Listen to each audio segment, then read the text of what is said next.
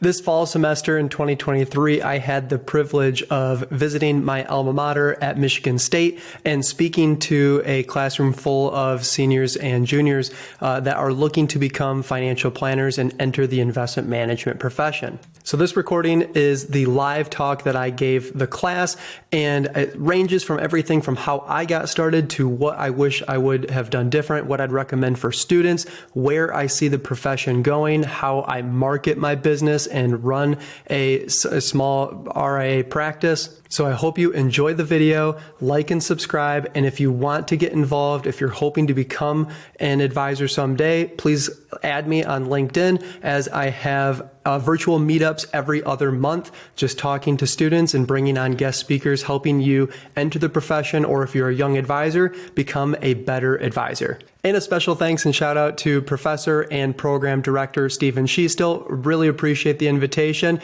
We could chat all day about this stuff. And the last thing that I will disclose is that these are just my own personal opinions. These are not the opinions of my company, Advize Wealth Management, or any of its employees. So please do not take any of this information as actual advice to you specifically. Just take this as general education. I don't know you or your specific situation. So to kind of get started, how about, Colin, you want to just take us through from the time that you were, walking the halls as a student to where you are today? It was pretty nostalgic parking. My wife just rolled in here for the first time, and Miskoff is a little different than where we left it. So Shawrant probably looks the same though. Yeah, exactly. Yes. And I guess maybe just like a show of hands here. Are we juniors, seniors? It's kind of a mixed crowd. I guess raise your hand if you're a junior. Raise your hand if you're a senior. Okay, awesome. And raise your hand if I'm a master's student. All right, nice. Hey, we got the master's program going. Nice. Okay, good. And then I guess maybe raise your hand if you're planning to get or are thinking that you're going to get your CFP certification at some point. Any future CFPs in here? Okay. Yeah. So kind of a majority. Awesome. All right. Well, you have a really good concentrated group here. Yeah. So I do have my certified financial planning designation. But that's not how it started. I feel like my story probably isn't that unique, and kind of what's a little bit wrong with even the financial planning service industry, and hopefully some things that you can learn from me and some mistakes that I made getting into this industry and this profession. Maybe you can kind of streamline your experience a little bit better than mine. I feel like I kind of bumped my way along and made a few mistakes along the way, but that's all good. So when I first got started, started out with an internship like a lot of us do at a large insurance company. And I just thought finance was finance. And then when I rolled into that company, they're like, all right, create a list of 200 names that you're going to be selling insurance to your friends and family. And I was like, okay, wait a minute, what's going on here? This seems like I kind of got the rug pulled from underneath me. You've maybe heard of some of those stories. Maybe you're starting to interview at some of those companies. It's not all bad, but a lot of those companies, you're a liability, right? They're like, how do we pay you? How can we afford to have you? And a lot of times you have to eat what you kill, as what they used to say in this industry, meaning you get compensated based on your production, based on your sales, and you got to have a product to sell. So I go into the insurance industry. That was fine. Knew I didn't want to do that. So I pivoted towards the investments. I got a job at a small financial planning investment management company. And really the focus there, of course, was on the investments. So they didn't do nearly as much financial planning. They didn't have any CFPs in the office. So that's maybe one red flag that you might be able to learn from my mistakes, is that it was very investment management focused. I also received my series, or worked well in school, actually with working with Steve to get my Series 7 designation. We can talk about that story later. Series 66. So maybe we'll get into some of those licenses and what they mean today, and kind of help you navigate what career, what designation do you need, CFP versus Series 7 versus Series 66. Now they have the SIE, is it? Yep. So, what does all that mean? I'm sure you're way more knowledgeable than what I was when I was in your shoes. So at the investment management company, that was great. Worked there for a couple of years, but they didn't do planning, like I mentioned. They really just focused on the investments. And I had a lot of people asking me, how much home can I afford? When can I retire? And really what we focused on was, you have a pile of assets, we go and manage that for you. So there was kind of a disconnect between the investment management and how the heck do I live my best life and make sure I don't run out of money? So I pivoted from that company over to a planning focused company. That was great. Worked there for a year and a half as well. But maybe what you'll start to find as you get into the industry, this company created and manufactured their own financial products. So as you can imagine, every financial plan that we did ended with one of their Waddell and Reed proprietary products. And were those products the best for every situation? Maybe not. Were we doing great planning? I would say probably. So I finally took the last step in 2018 to say, you know what? I don't want to have any affiliation with a product that I have to sell. I just want to give advice. I just want to do financial planning. I want to meet with someone, hear their story, understand how can I help them. And maybe they already have the tools at their current company 401k, or maybe their employee benefit package is fine. I don't need to sell them a product. I just want to get paid for the advice. So I started my own practice. It's a virtual financial planning practice called Advize Wealth Management here. And that has been the story ever since. So running the virtual yeah, exactly. Also, if you want to make professors like you more, give them some swag. It could potentially help in the future. So that has been what I've been doing since 2018. My practice is 100% virtual. That's given me the freedom to move from Michigan out to California for a few years. And then now my wife and I are starting our family. We moved back to Michigan, and that has been totally uninterrupted as far as business goes. And that has been a huge blessing for my lifestyle. And I'm sure we'll kind of get into careers and the versatility that this profession has to offer, from everything in high rises and suits and meeting with Fortune 100 CEOs to maybe being a beach bum, similar to what I was in California, and finding clients who I really resonated with. So that's kind of what brings me here today, and the quick story of it. So when's the last time you have put a suit on for a client meeting? Probably, I think I did for maybe the first 6 months when I started my firm in 2018, Okay. because I was still terrified. And it's all right, if I wear a suit, they're going to trust me more. They're going to like me more. So once I started getting a little bit more confident in who I was trying to work with, and being all right, I'm going to work with people who maybe look like me or resonate better with me. I'm just going to be myself. And then the suit's been hanging up in the closet ever since. Yeah, so probably the more of that story is that if you went to work for someone else, you obviously got to kind of mimic the culture, right? But That's when it's exactly Advize Wealth and I'm Advize Wealth, Mm-hmm. it can kind of shift with how I want it to be perceived as, right? And that's the coolest thing in this business is you can work at the large companies and wear a suit working in New York or Chicago, Miami, high-rise buildings. That's awesome. What a great experience. And then on the opposite end, you can have me. I have one full-time employee.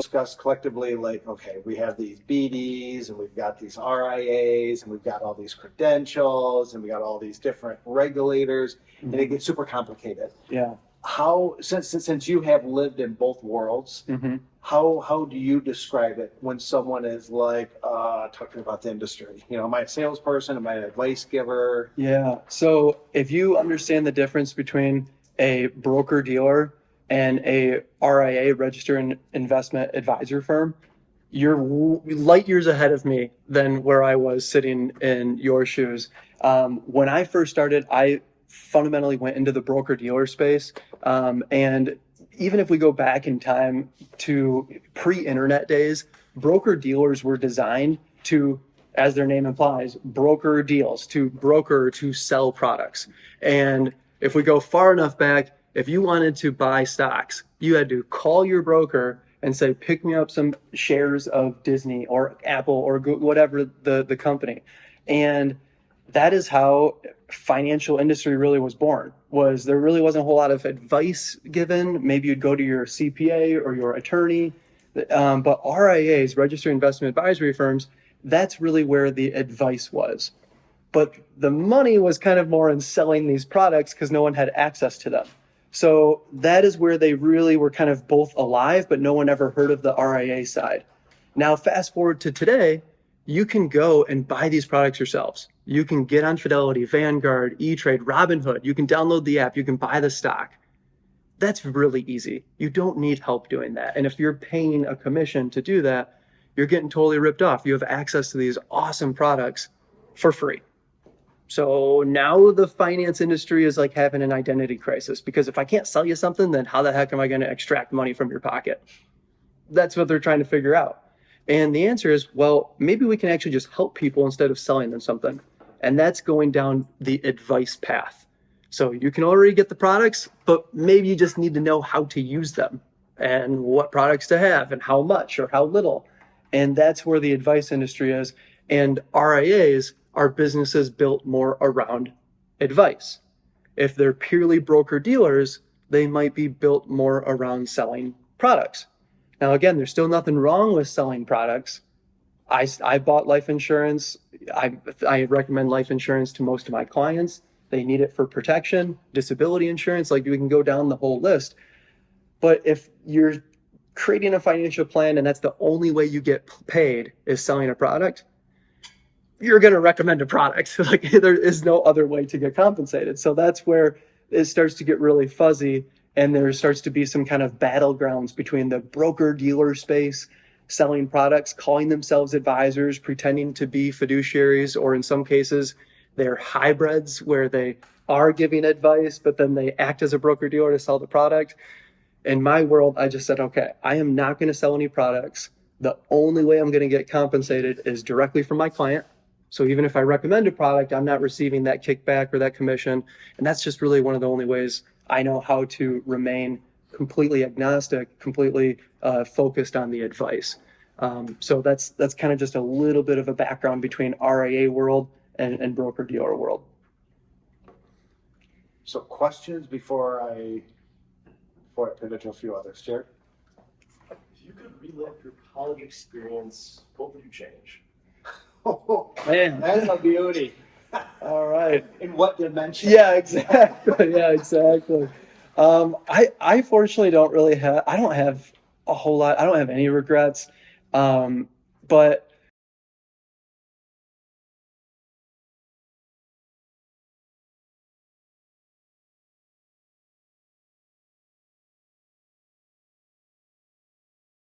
I stumbled into the product sales world thinking I was going to be giving advice, and I didn't know there was a difference. I didn't understand that. So it took a lot of like just gut intuition of like, this doesn't feel right. Every time we give advice, we have to sell a product to get paid. How could I possibly be giving objective advice? And my mentors, my bosses at the time were just like, sell more, sell more, sell more. Did you increase your sales? And that's really all the focus was on. And you know, you'll learn a lot faster than I am. I'm not bragging I was the brightest of the bunch there, but I kept wanting to get the wheels turning and want to find a space in which I could just give objective advice. So I would probably learn that. And then on the more like offensive, on the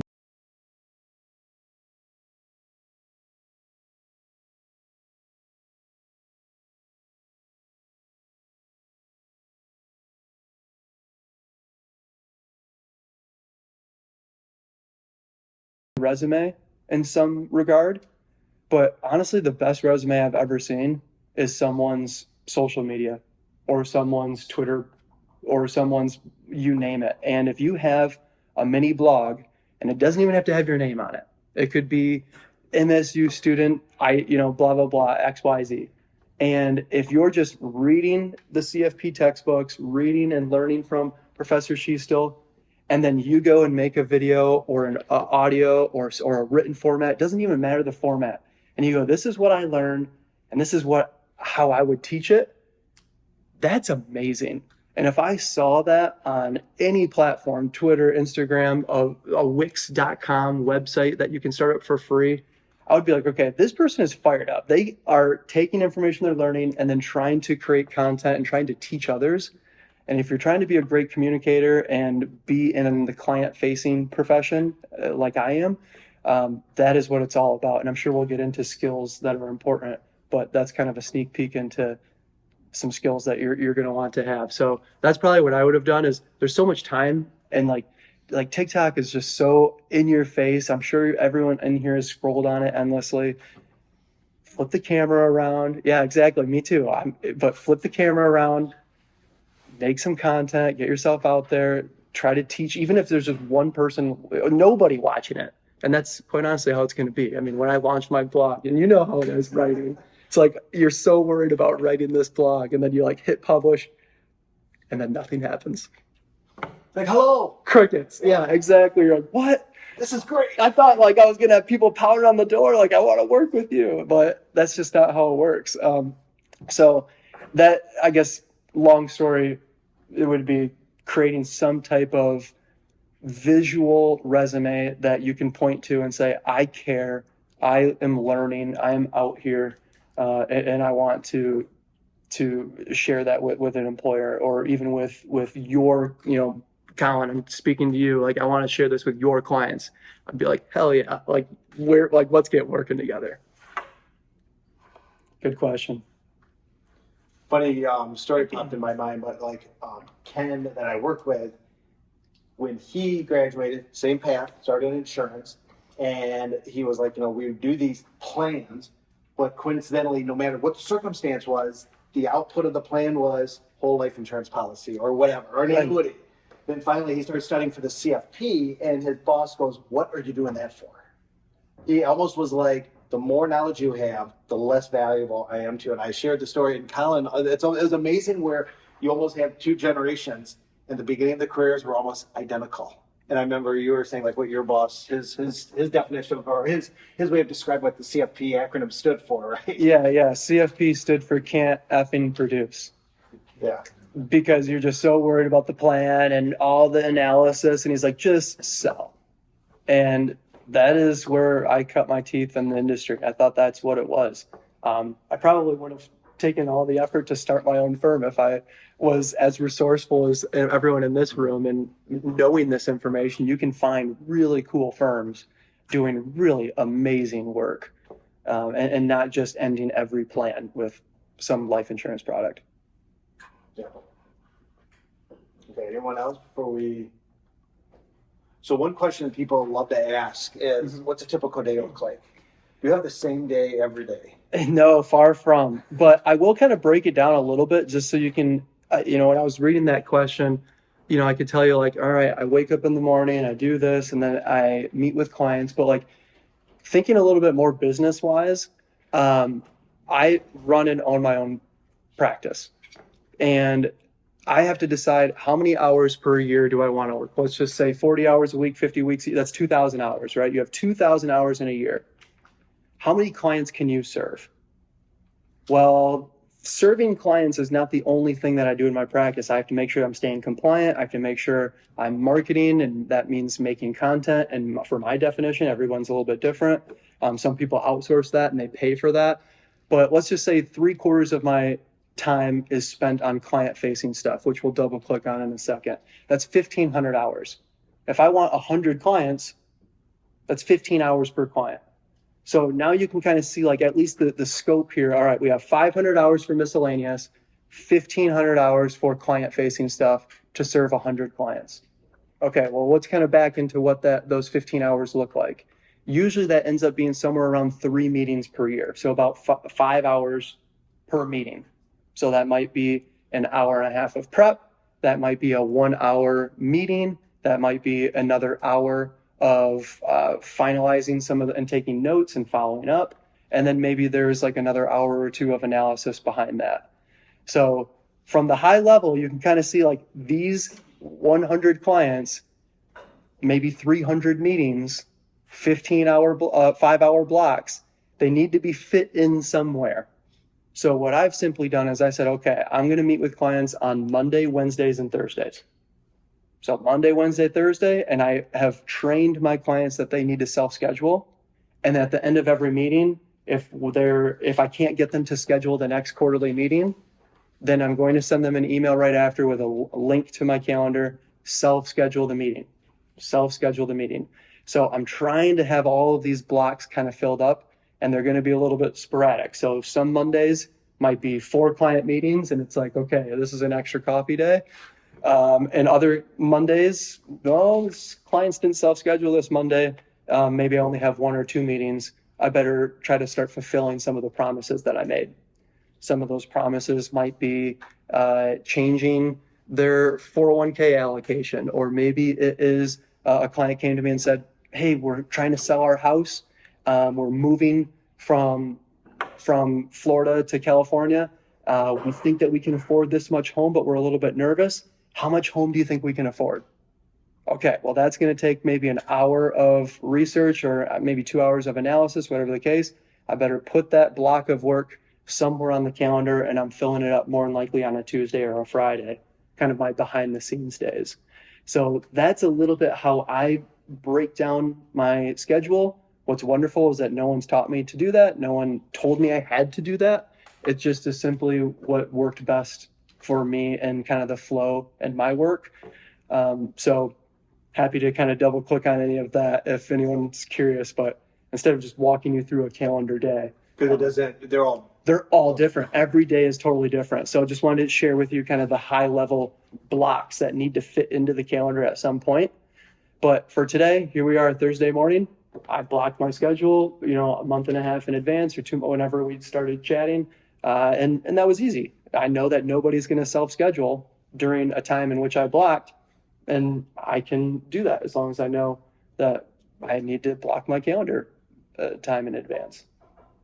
now, do you find that clients are more, I don't know what the right word is, but more work for a new client relationship, let's say that at the beginning, so that amount of allocation of hours is gonna be a little bit different for new client versus the client that you had for 5 years, let's say? Yeah, absolutely. So that's a great question. I'm kind of curious, just in the room here, by a show of hands, just so I kind of know who I'm talking to. So I'm curious if you want to be client facing, meaning that you are sitting across from clients, teaching them, hearing their problems, creating plans, versus maybe behind the scenes. Maybe that could be investment management focus. It could be creating the plans, a little bit more like nerding out on the information and being more of an analyst. Kind of curious, show of hands, do you want to be client facing? Okay, that's maybe a majority of the room. Show of hands, behind the scenes, analytical, more of the analysis side. Okay, awesome. So probably a little bit more client facing in the room. There's no right or wrong, by the way, and that could very well switch. But what I do is very much client. It's actually kind of a mixture of both. I would say 70% more client facing. But to answer your question, the bringing on someone in a lot of cases is more work. The process of gathering information, maybe you're learning through the CFP textbooks, the financial planning process. Gathering information is not like the CFP textbooks where you have all the information laid out, because when you talk to a human being, they're going to tell you that their problem is they want to make more money in their 401k, when in reality, they're actually spending more than they're making. They maybe have some big budget problems. They don't have enough insurance. They have other situations going on that they're not even aware of. They didn't even send you the information. So it becomes much more of a conversational fitting the puzzle pieces. Forensic accounting is sometimes what I call it. Yeah. Trying to figure out how and where this money came from, because it gets complicated quick. And you have accounts floating all over the place. People aren't even sure about it. They maybe are embarrassed about some stuff, so they prefer not to talk about it. And you need to do a really great job of making them feel comfortable, having that conversation, and trying to meet them where they're at, answering the question that they feel that is the biggest question, but then having the knowledge of, all right, there's probably more to the problem here. Because a better example maybe is someone comes to me and says, I have credit card debt. This is a problem. I agree, that is a problem. But what we really should do is not put a Band-Aid over it and just get your credit card debt paid off. We need to understand, why were you spending more than you were making? What was going on? Is this like death by a thousand cuts because you go to Target, then you go to Starbucks, then you go to this, and you go to that, and then you're on Amazon? And it's fundamental and it's slowly accrued over time? Or was this just one big thing where, oh my gosh, I had a parent pass away and I had to pay for their funeral? And like that was a big deal. Or I had a medical expense, or you name it, right? That is a very, very fundamental financial planning difference that you need to have the wherewithal to not just say, oh my gosh, we got to solve this credit card debt. You're paying 19% interest. Let's go take a 401k loan because the loan rate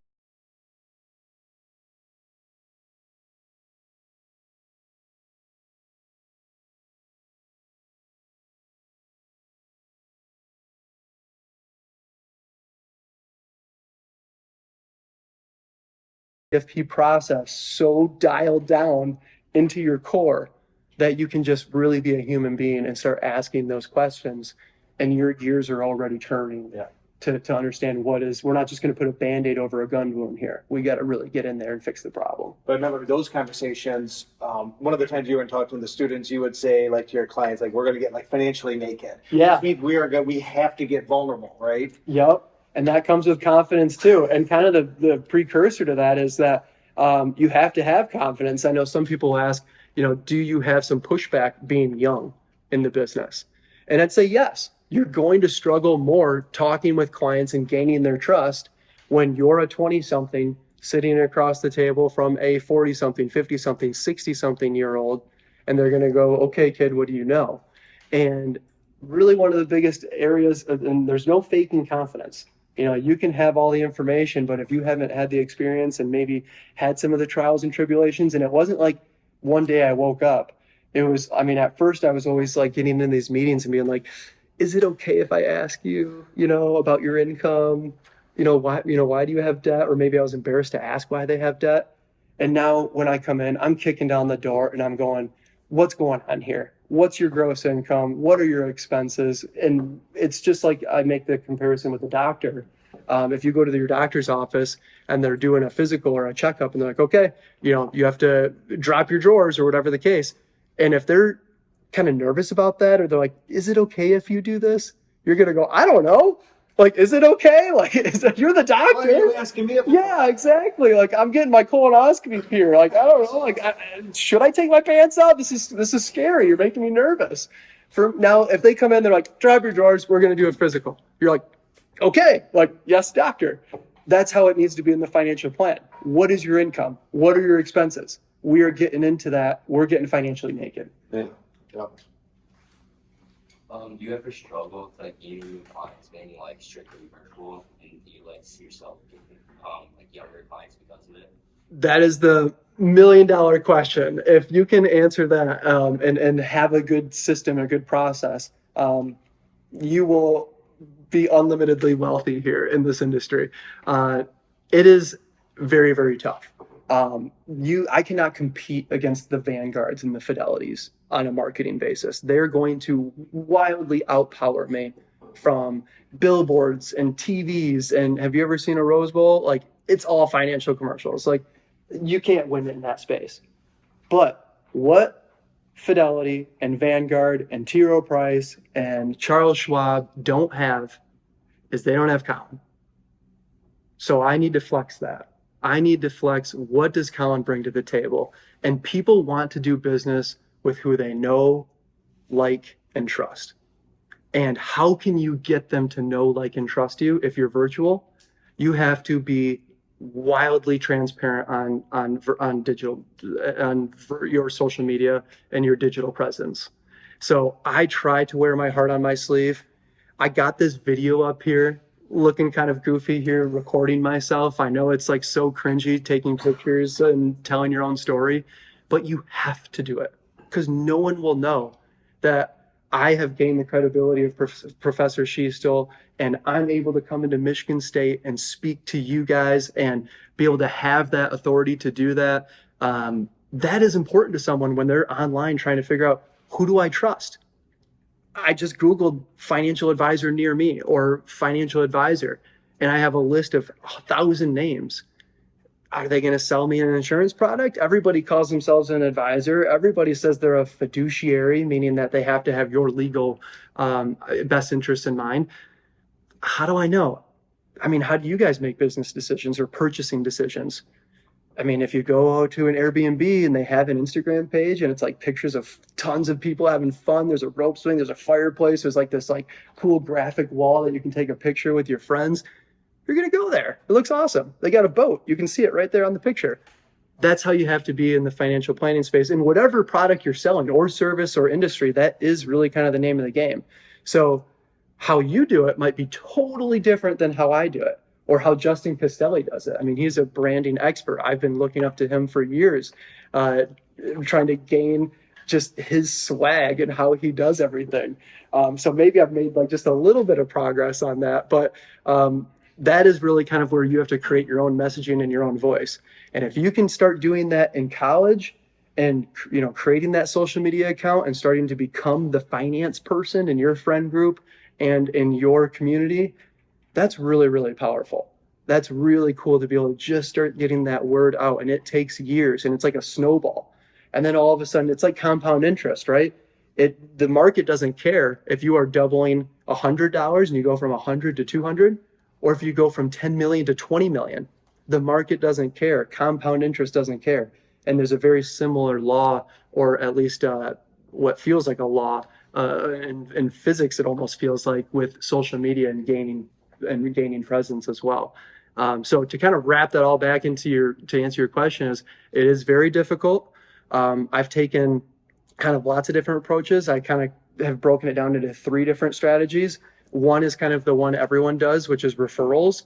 And who are your current clients? And can you make content that's extremely shareable? So for example, I have a couple doctors in Michigan, and they have some pretty unique employee benefits. So I've created some videos, some like simple one-pagers that, hey, if you do this, this, and this, you're going to be able to maximize your employee benefits. And I'll send that to my client and say, hey, is there anyone that maybe you'd want to share this with or that you think would find value in this? And it's super easy. I don't even have to put my name on it necessarily, or maybe just in the bottom corner. So it's not like so salesy. I'm not trying to get a call or take them out to coffee just yet.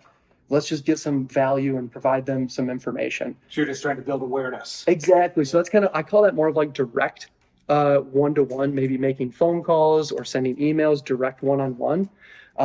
The second place, which maybe people find a little bit cringy, I don't care. I was a starving artist, so I was willing to do anything. I paid for a lot of leads at one time. There's lots of different platforms out there that would do that. Dave Ramsey has a platform to do that. There's a few others out there. So I was paying for leads.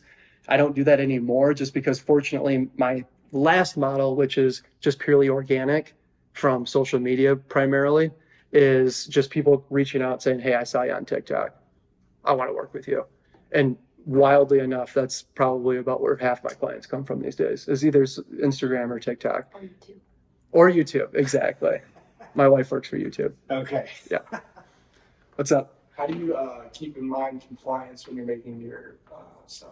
Another fantastic question. So this industry is tons of red tape, and for good reason. People have gotten taken advantage of. They're sold products wrongfully, and the FINRA, SEC, the regulatory bodies do want to make sure that you're being smart and you're not putting out information or a piece of content that says, I'll guarantee you 20% annualized rate of return every year, blah, blah, blah, making outlandish claims. And then you just like quick take it off and delete it after you brought on a bunch of clients. That's really what they're trying to make sure you do. So you do have to make sure your social media is archived, is saved somewhere where that you can't go back and manipulate it, and make sure that basically regulators just want to be able to go back and see, okay, did you actually say that, or did you change the post? Was there a bait and switch or anything like that? I will admit though that large broker dealers, large RIA firms have to make compliance that fit everybody into that box. And I feel bad for them. It's tough. It'd be a tough business. And if I were them, I would do the same thing, because they are protecting their name, and they are making sure that of their 100 advisors, 1,000 advisors, whatever the case, They're going to put together rules that all 1,000 advisors doing all their different strategies, content, personalities don't make a mistake. So in order to paint that heart of a box, that those deep of lines, it starts to get pretty strict. And it's really easy for a firm to say, no TikTok, no Instagram. You can do LinkedIn, but you have to send it to us first. No email marketing unless you send it to us first, and then we go through the compliance process to okay the information. And I understand. I get it. Fortunately, I'm the only advisor really giving advice. My full-time employee is more on the tech side and helping with information input and things like So you're that. a paraplanner. The paraplanner would be a great way to view his role. So I'll go to me and I'll say, all right, Colin, do you think this is a good enough piece to post? 1 second later, I'm like, yep, send. So I have a very unique ability there where maybe even competitive advantage, you could say, to the Vanguards and the Fidelities, that I can go on there and say whatever I feel is compliant. Now, if something's not compliant, it's my head on the chopping block. And I even have to pay what's called errors and omission insurance. Kind of like if a doctor killed someone on an operating table, you can probably guess they're going to get sued or there's going to be something going on. Same thing for me. If someone sues me, they can sue me for my advice. I better be able to stand behind it. And if I do make a mistake, I actually have to pay insurance to ensure that I'm not going to sink my own ship. Yep. But before finishing on that topic, so some of you that are like, immediately came to mind as Justin Helverson, who sat up here at Plant Moran. So you look at his LinkedIn profile prior to Plant Moran and now LinkedIn, it'll be a Plant Moran post, and he can put his little snippet, but that's it. But you're not going to see, Justin out on TikTok talking to Josh Brown, because he would be in big trouble for that. So Right. it's something to just think about. And I think that's also pretty cool too, with like trying to have a blog that's maybe anonymous or maybe outside of the financial planning marketing. And I know obviously video is hard to remain anonymous, so it might have to be podcast or written or whatever the case, but it's possible that you're going to get into a firm that doesn't allow that. Do your best to push against it, figure out what you can do, and just make friends with the compliance department. That's what I had to do when I was working at a large broker dealer. And eventually I was just like, the writing's on the wall. I'm either going to get in trouble or you're going to kick me out, or the combination of the both. And really, BDs are even worse, because even for the student podcasts that maybe Jared could even allude to, is that we can talk to an RIA, boom, let's start. Let's flip the camera on. And a BD, depending on how strict they are, they're either like, no way, or we have to have all the questions vetted through compliance, or we have to vet them and then we get to vet afterwards. And then more times than not, they're like, don't do it. So it is kind of weird where on that side of this fence, like you see Twitter, I mean, there's one of our advisory board members works for Morgan Stanley. His Twitter is so just bland, because it's all been written by the attorneys. So And you guys can see through that. So not even as a finance person, you can see it on any type of branding. Like when you see a Nike commercial and it's like it has nothing to do with Nike and it's just someone winning the race, like you can just like feel like this just feels emotion. You can feel the authenticity. And that when you see sweatshirts that say purpose, or like when you see like just things that just kind of jump off the page, you're like, yes, I resonate with that. And that wasn't even like the filming was terrible, the audio was bad, like you stumbled through your words. That's authentic. And clients that maybe want the suit and the pristine look, that's great. There's a place for them. And then the clients who want Colin, there's a place for them. I think we had a question up there.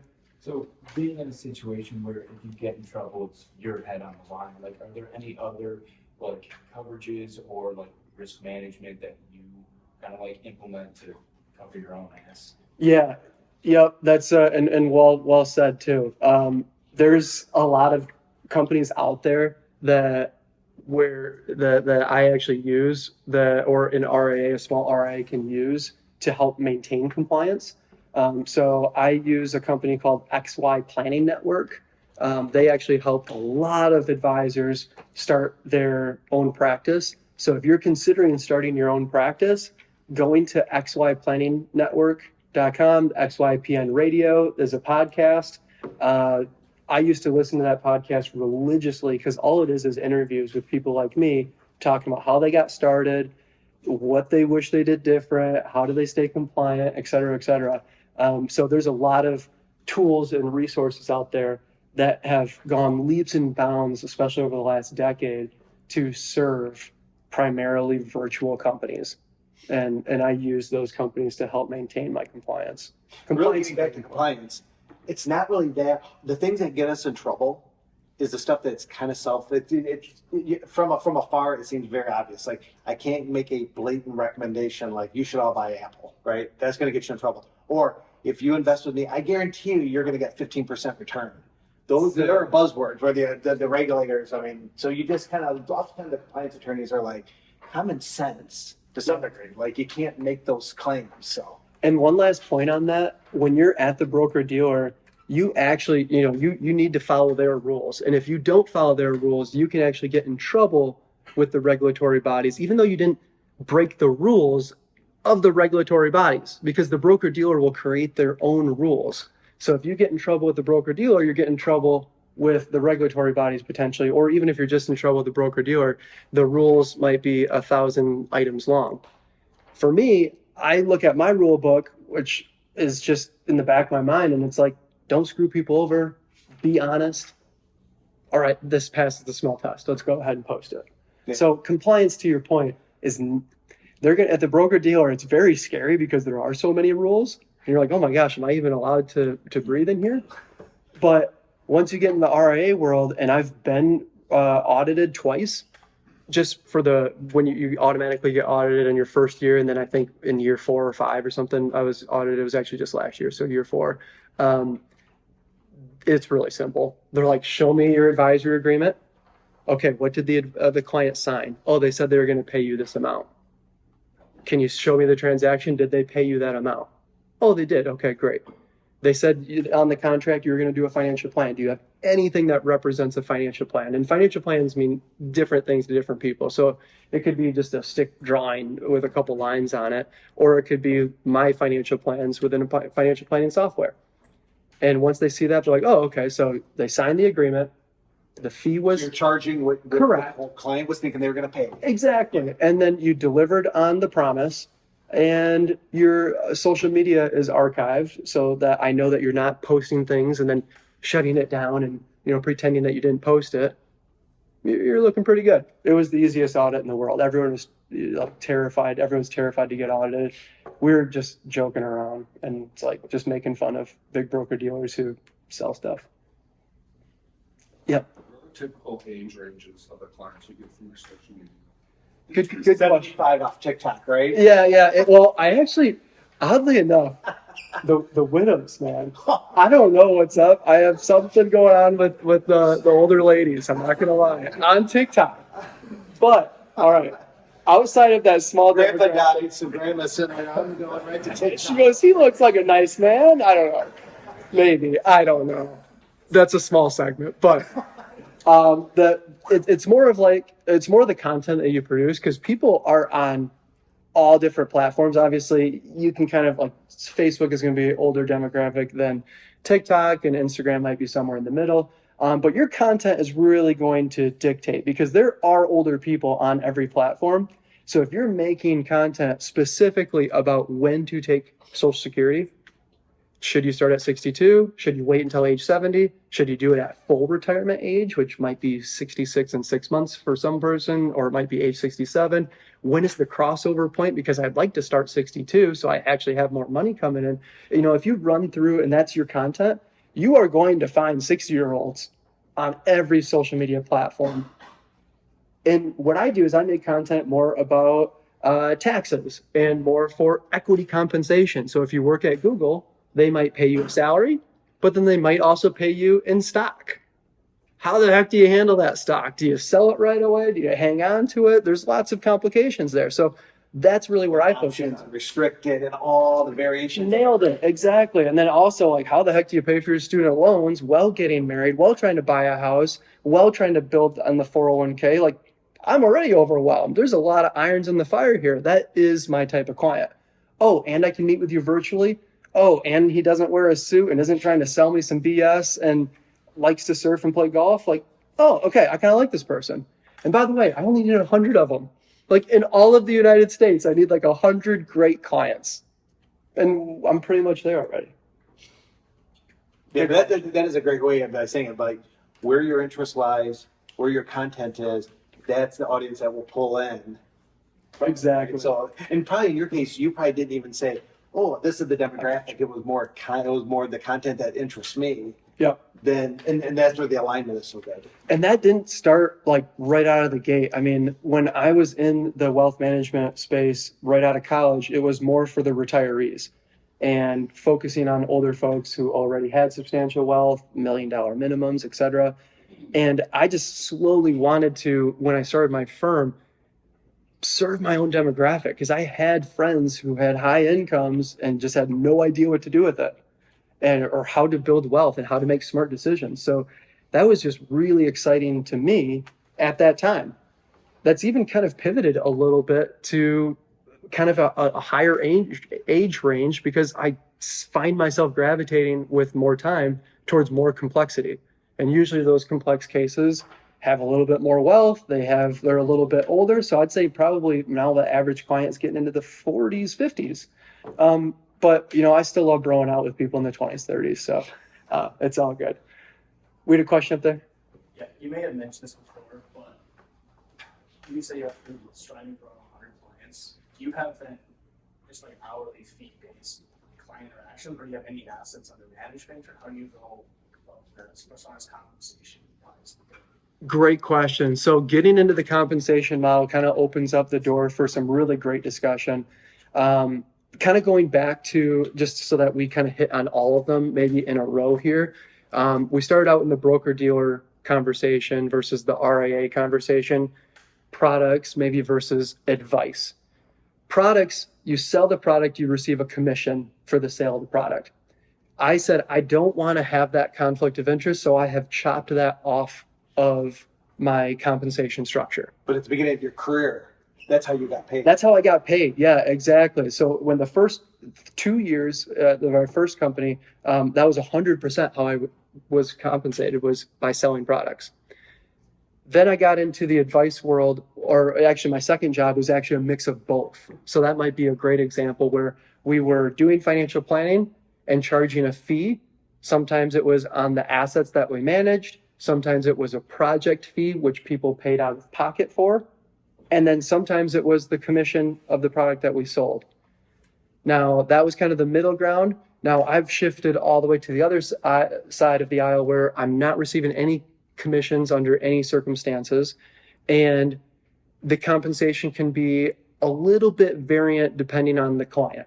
So my bread and butter client might be a 30 or 40 or 50-year-old who has a lot of their money tied up in their employer sponsored 401k. It's at the 401k. I cannot manage it even if I wanted to. I could give them advice how to invest it, but I cannot take those assets, put it on my platform, and then manage it with my discretion, trading it or doing whatever I want with the assets. It has to stay at the 401k. And you cannot charge fees out of the 401k. So how the heck do you get paid if your clients, all of their assets are on a platform that you can't be compensated from? Well, you have to charge a flat fee. So that's how I charged. I started charging a subscription model. I started out charging monthly, but I'm not going to lie, that email reminding them that their fee is coming out every single month and then thanking them that they paid it. So they receive 24 emails per year reminding them of my fee. That was a little obnoxious. I mean, like, I'm not trying to hide from my fee, but I also don't need to beat you in the face with it, twice a month. So I changed it to quarterly. So it was a subscription fee quarterly. Right now, it's actually starting rate is at $4,800. So that's $1,200 per quarter. So we could translate that into AUM fees, you're welcome to do the math and say times 100 clients, how much does Colin make? Feel free to do that math too. But there's also, we could probably get into more expenses and things like that too. So, and then the last aspect would be maybe a retiree who is retired. They have $1 million, but they're living on Social Security and a pension, or, they don't have a ton of income. And that's fine. They don't have a ton of debt either. They don't need a ton of income. Well, maybe the flat fee quarterly out of pocket isn't the best for them. So maybe it makes more sense to charge an asset management fee, whether it's 1% or 0.5% or 0.8% or 1.2%. That's up to you and your firm, and how many clients do you want to serve and how much time is it going to take. So to answer your question, I charge flat fees for my 30 and 40 and 50-year-olds who there really is no other way to charge them, which, by the way, is kind of a blue ocean, which is another strategy I took. Everybody wants the $1 million retiree. That's who Vanguard, that's who Fidelity, that's who these companies are really trying to attract. They want to have the $1 million, charge a 1% advisory fee or whatever the case, manage those assets. That's a very profitable business. But we're really leaving out a blue ocean of people out there who have great incomes. They have the means to pay a high fee for a very specific service, but nobody knows how to really work with them in a profitable way, or even have a model to do that. So that's kind of where the flat fee really made sense for me. Now I do have and offer asset management fees in some cases in which it makes a lot of sense. So that was kind of a long-winded answer. Hopefully I kind of walked you through the different models. Did that answer your question? Cool. Yep. What was the largest unforeseen obstacle that you encountered when founding Advize Wealth Management? It's a good question. Gosh, I think just having the patience, and because everyone was like, oh, the year one sucks, and then year two sucks as well, because you're taking on maybe 1 or 2 clients. Let's say you take on 2 clients, you're making like $10,000 that year. And XY Planning Network, who I work with, I mentioned earlier, they help manage like 1,700 small RIAs like myself across the country. And they do some really great benchmarking studies. And like year one, basically everyone's negative. They've spent more money than they made. Year two, they're like showing a profit, but maybe they made $25,000. Like you're working full time for 2 years and you have like 25, 30, maybe 40 grand to show for it. Like it's one thing to say that and see it on a chart, and then to experience it and like tell your fiance, now my wife, like, we're not going on vacation this year. Like we're not I'm not taking you out for dinner. We're not How did doing McDonald's sound tonight, right? Yeah, exactly. So like that is really tough. And then year 3 still kind of stinks. And then year 4, you're like starting to get really busy. So you're like, should I hire someone? Well, great. There goes like all of my income. Now I'm back to where I started. So now finally year 5, it's like, okay, I can very comfortably pay for a full-time employee. I can pay myself and things are okay. I'm not scratching, clawing, trying to bring on clients. Honestly, I'm turning more people away than I'm taking on. I'm not taking on that pain in the butt client who calls me every single time the market goes down, even though I told them it's okay. You don't need the money for 20 years. Relax. Like I can start turning those people to a different advisor, or just telling them we're not a great fit, and that's okay. So I'd say that challenge is a very broad one. But if you're trying to start your own firm, just make sure that you give yourself enough runway, you give yourself some grace, and make sure that there's a lot more to it than just being a great financial planner. So if you are trying to embark and start your own firm, I took 4 years in the industry and then started. I would probably not recommend doing it much quicker than that, because you have to be a really, really great financial planner. You're going to potentially struggle if you're still trying to be a great financial planner, while trying to create content, while trying to market yourself, while trying to stay compliant, while trying to run the website, while trying to do all this other stuff. If you're still trying to get your CFP, like, holy smokes, you're trying to grow a firm with maybe one hand tied behind your back, getting some experience. And when I was at the firm, I just got to the point where I was like, I can do this better. I don't want my mentor in the room anymore. I don't like the way they charge. I have researched and listened to so many flipping podcasts all night, every day, that I actually know that there's better solutions out there. And like, I just finally got to the point where it was like, I would rather sleep in my car than stay working here. Like, I need to start my own thing. And if that's maybe bursting out of you to that extent, then maybe starting your own practice could be the right place. But it's also a little bit lonelier. You know, you are on an island and you have to be very resourceful and make friends like Steve and, you know, and reach out to folks and kind of create your own coworkers. And that's not for everybody. So have I been more resourceful and known what you know? I don't know if I would have started my own firm. Maybe I would have gone into like an advice period or like creative planning with Peter Maluk and like become a partner there and maybe skipped out on those really crappy 3 years, almost 4 years that it took to get to where I am today. Maybe could have streamlined that and maybe even had a totally different career trajectory. There's no right or wrong, but hopefully that gives you just a little bit of context into the behind the scenes there. And then just to piggyback on that, so if you guys go out to the WMA podcast, scroll all the way down when Josh Brown, during this first Student Success Summit, that question was asked. Now, granted, Josh has the advantage now of running a $4 billion firm, but his recommendation is like, and he's talking about students, he goes, I probably would recommend the vast majority of you not to open your own, because he went through the thing of the litany of, I think what Colin attests to, like, you can find a good firm to get yourself into or find a firm along the way. The world is now he has a different point in the world. He thinks the whole world's going to probably fall into these billion-dollar firms. A lot of others maybe not agree with that, but that's a good one. I think if you're thinking I'm going to walk across the stage, get my diploma, pass CFP, and open an RIA. Even in your case, like you had some runway to understand. Yeah. So to do it as a 22, 23, that would be a pretty big ask. Absolutely. Oh my gosh. It wouldn't have worked because it was extremely difficult having known what I known and had been a really great advisor. You kind of have to be a little bit of a psycho to do it, which, hey, that's okay. You know, hit me up if you want to. We'll talk more. Are there any books or podcasts you'd recommend for young financial advisors or business people too? Yeah, absolutely. So lots of it depends a little bit more what you're going into. I mentioned the XY Planning Network podcast if you're looking to start your own firm. So it depends, you know, if you're trying to get more into the investment management space or in the financial planning space, if you're looking, which most people raise their hand, so I'll kind of speak more to the financial planning side, client facing side. I love a lot of the psychology stuff. So one name I'll drop here is Morgan Housel. I know Steve will agree with that. He's written a couple books. He's got a great Yes, okay. He has a great podcast too. I have to listen to every episode a couple times. Yep. Yes, and he's coming out with a new book this November. It's one of the only books I've ever pre-registered for. Yeah, and so if anyone goes to the CFA luncheon, Morgan is speaking and he's handing out free copies of that book. Okay, that's awesome. Go get a copy of that. He's a really great speaker in the sense that he's thinking of like, what doesn't change with human nature?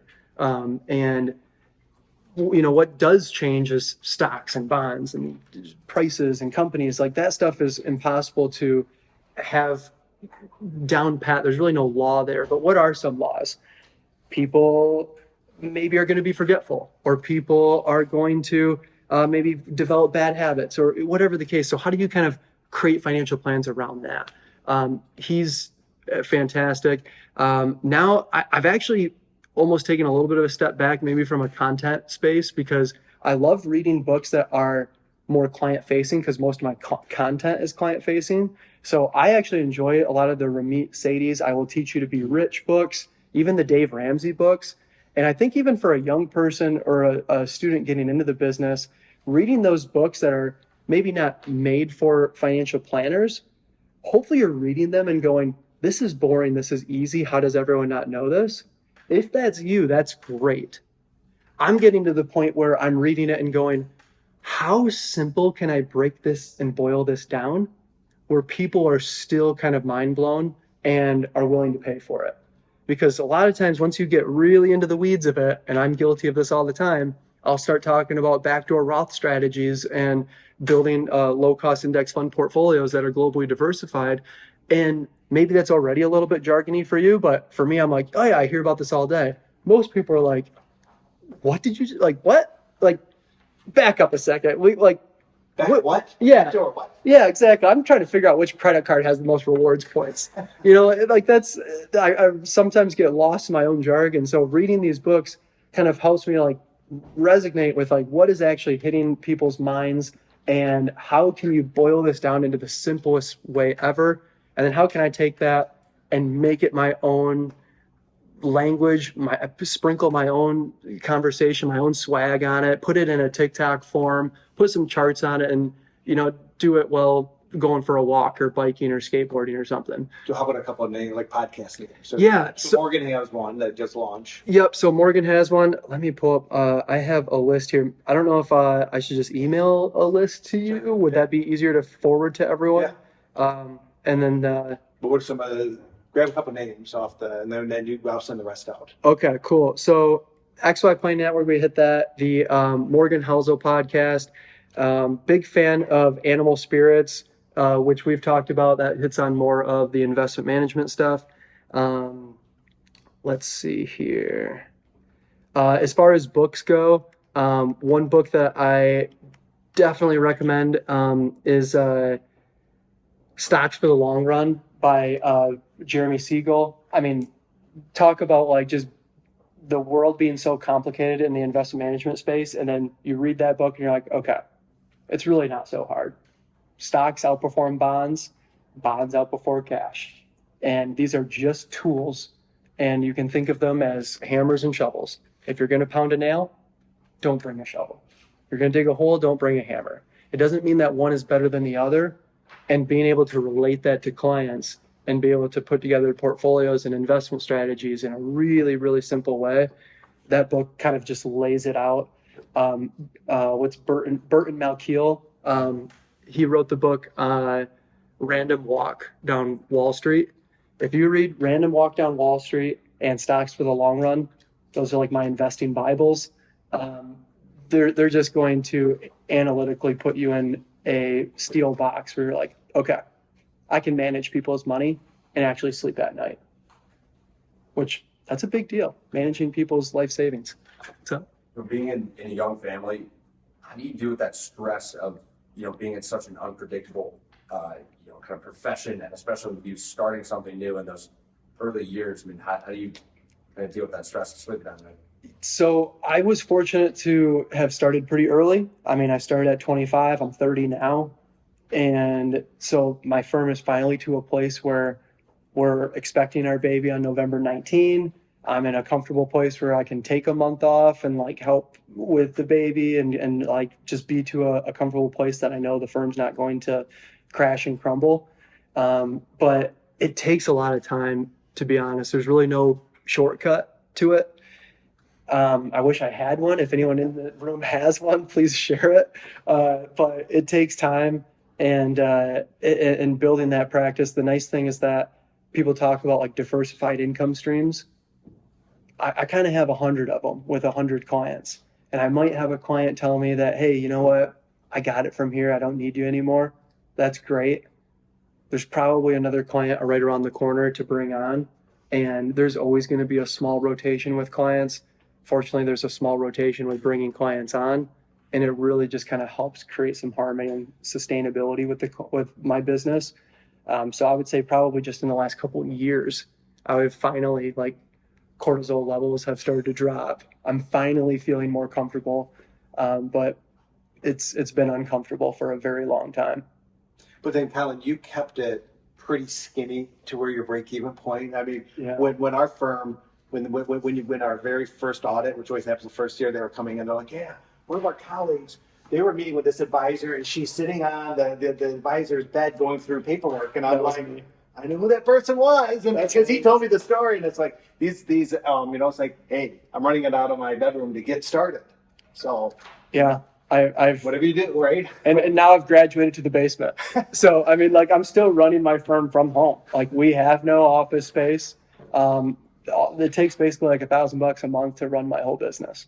So we are very lean, very mean. Yep. I can take this thing anywhere, and whether we're in LA or just moving back to Michigan, it doesn't really change anything, and that's by design. Yeah. And is it a little bit harder? Like, do people have more trust and like you and know you more if they shake your hand, see your office, they see the accolades?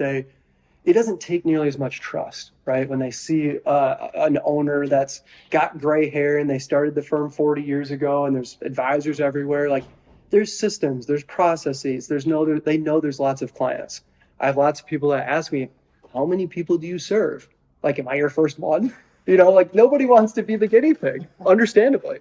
So it takes a long time, but now I'm posting this stuff and I have enough confidence and honesty to say, like, I've seen this before, or I have a client that does this, and you can just start telling those war stories, and it really builds credibility just instinctually. So probably the danger you'd have right now is if Colin on TikTok is not Colin on the Zoom call, right? Like, if So you weren't true. authentic. So yeah. And that's honestly another true thing. Like, if you're creating content, don't do something that you don't like. It has to be authentic to you. I don't like writing. I would much rather put this video in my face. Not that it's easy, it's still hard. It takes me 100 different takes, but I would rather shove this camera in my face and do a selfie video than to type out a 100-word blog post or 200 or 1,000-word blog post. Like, that's just not how I roll. Maybe now with ChatGPT, but like, it's just way more authentic to me. And that's such a good point that if one of my clients watched this, they'd be like, oh yeah, that's exactly what I expected. I've heard that story before. Or Colin is speaking in a way that I completely understand. I'm not up here talking about day trading Bitcoin or, options or doing crazy odd financial strategies. Yep. Got a couple. What do you think the biggest your firm can get comfortably, and then how would you grow it, and then what are you looking to do in the next 10 years? That's such a good and timely question, because I have been at this pivotal point where it's like, I'm bringing on more clients than I can handle. And what is all this marketing for now? Like, we've hit capacity. Like, turn off TikTok, turn off social media, stop, close the doors.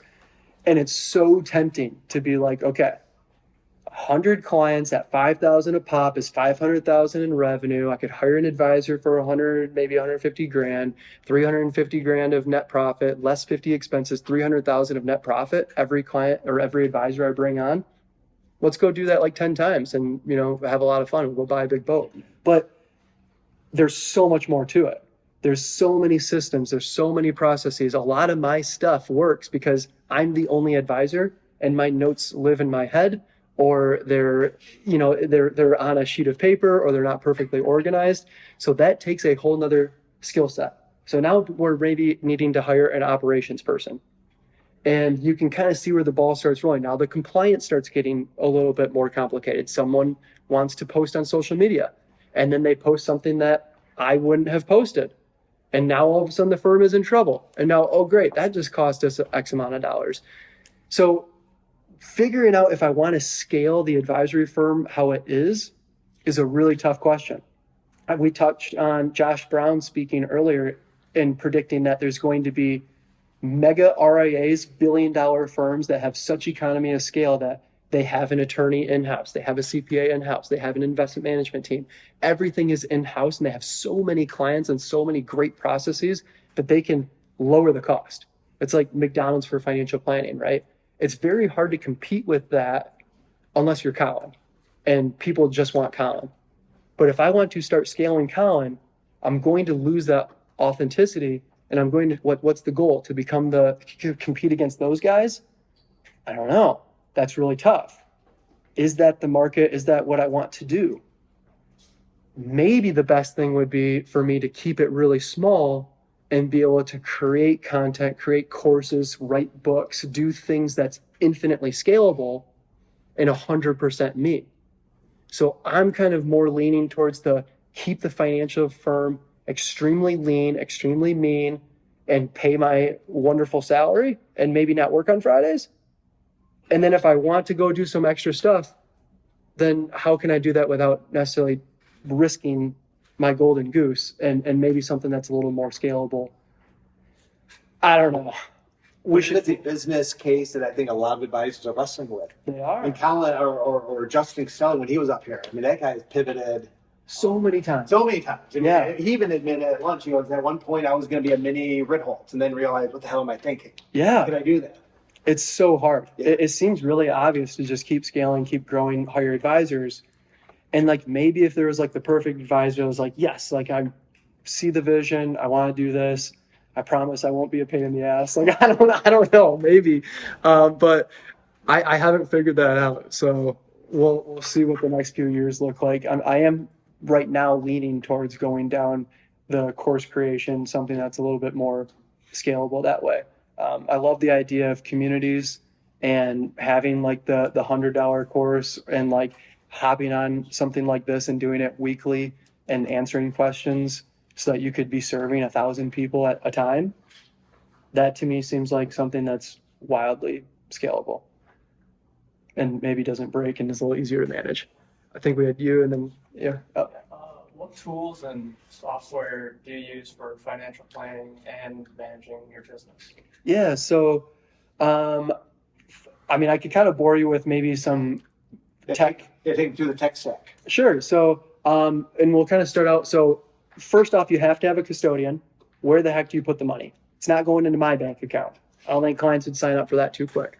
So, where do you hold the assets? Where do you hold the money? Well, you can create relationships with custodians. My relationships are with TD Ameritrade, now Charles Schwab. Everyone's heard of Charles Schwab, so I can manage assets at Charles Schwab on my client's behalf. Maybe some of the room has heard of Betterment.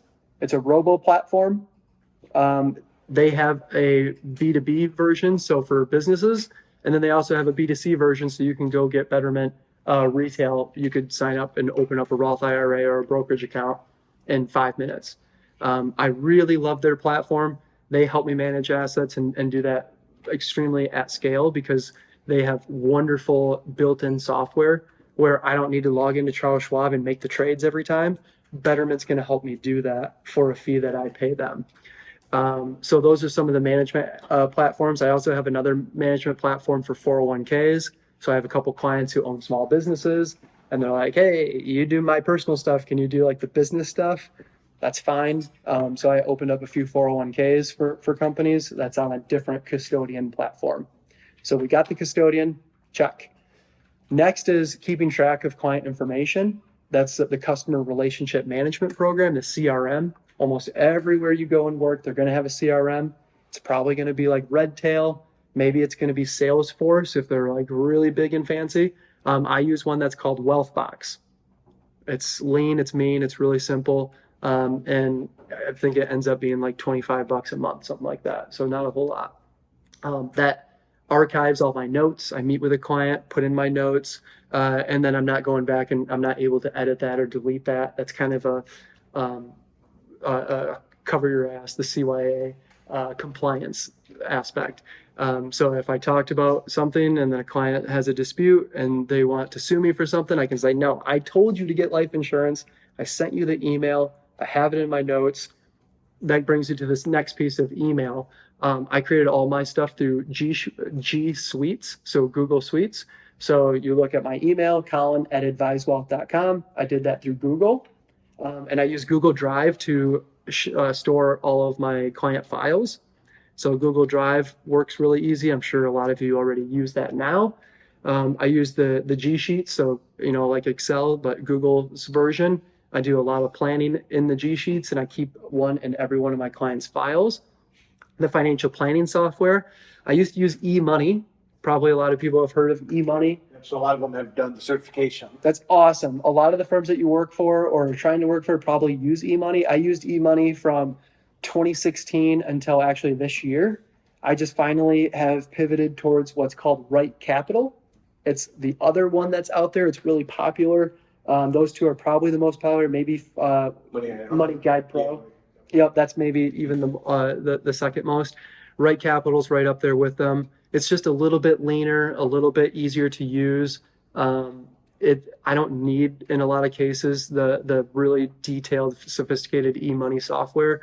A lot of my clients, their situations are changing, so I'll build this huge plan, And then they'll call me up and be like, hey, so I changed my jobs. I changed my job and my income and I moved and blah, blah, blah. And it's like, okay, I need to have a system that can work as quickly and as fast and as lean as my clients.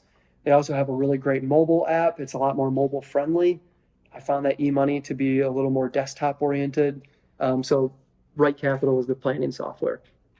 I have a whole nother thing for content, but I don't know if we need to, that's probably not financial planning related. But you have to have a website, so you got to host the website. You got to decide, am I going to do WordPress or Wix, and then Yep. all social media scheduling. So Yep, there's a scheduling software, so I highly recommend you to have a scheduling software. I know the firm that I left didn't have that, so we were literally calling or emailing back and forth, like, does Monday at 2 work or Tuesday at 4? And that is silly. That should not exist anymore. Send them a link to your calendar. They can self-schedule. It will automatically create the Zoom link and send that over to them so it lives right in their calendar. And you also kind of have to make, serve your demographic. My clients are very tech savvy, so they're expecting the Zoom link to be right in the calendar link. And there are tools to automate that. So again, your client base understands the way you work. Like if my dad was your client and his flip phone and he's like, what are you talking about? It wouldn't work. Yeah, you guys aren't going to be a client. Exactly. Yeah. It's not going to work. And that's okay. Yeah. I've kind of created my own niche based on how I serve clients. You have to be cool with being virtual, probably tech savvy because you are being virtual. And then usually the flat fee kind of speaks to a certain demographic. A lot of my content starts to weed out people. But I do kind of have a wide range because it's not like I only serve retirees or only serve 40 or 50-year-olds, but they definitely have a certain persona. They're expecting me to show up in a t-shirt. You see, we got time. I think we had one. Yeah. Okay, perfect. I was just gonna say, so in year one of your practice, you probably have only a handful of clients, right? Yeah. How is the bulk of your day spent as you're pursuing other clients? Obviously, if you have like 4 clients, and that's like you have a lot of free time to do other things. Exactly. So A little bit of praying. a lot of praying. A little bit of crying. No. When I talked about the marketing, the direct to people is maybe a third. The paying for leads was maybe a third, and then the organic is about a third.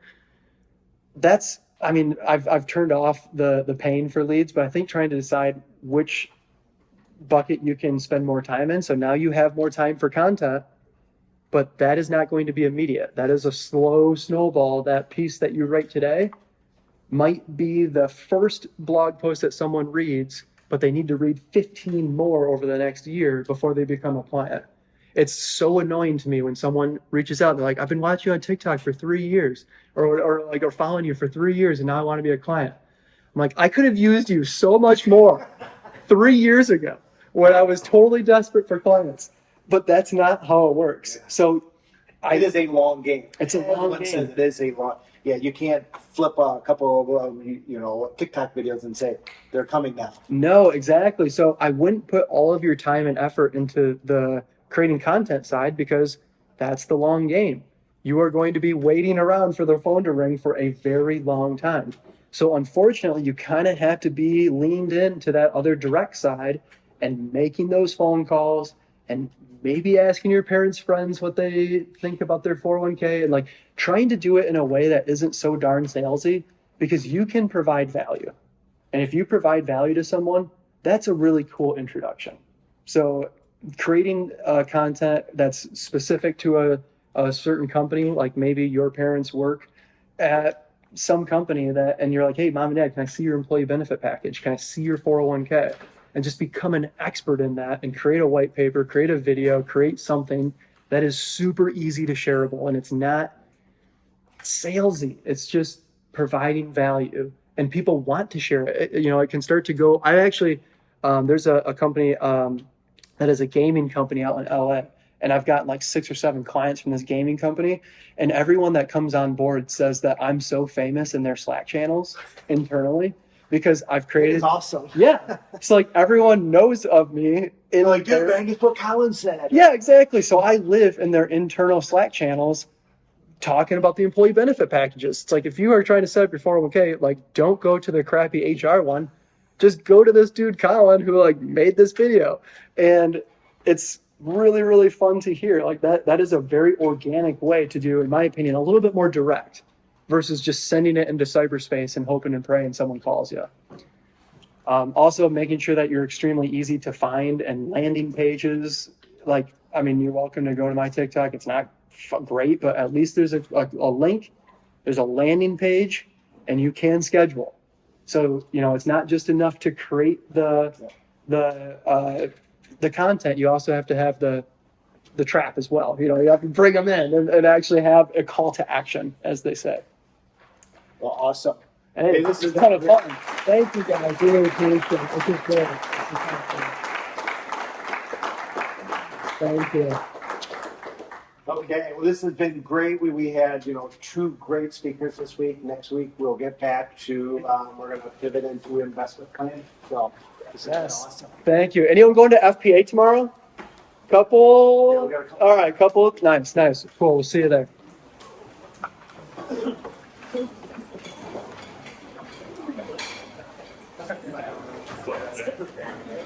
If anyone didn't get on the sheet, please go up here.